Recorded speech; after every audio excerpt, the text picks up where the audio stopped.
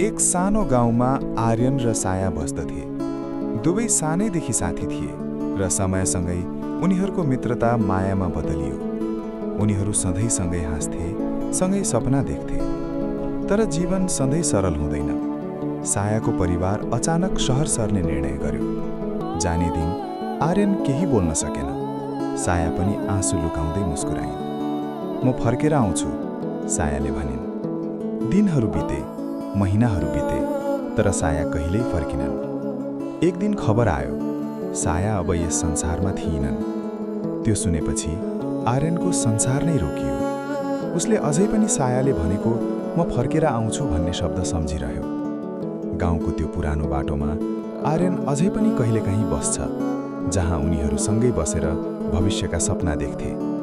तर अहिले त्यो बाटोमा केवल सम्झनाहरू मात्र बाँकी छन्, अनि एउटा अधुरो माया।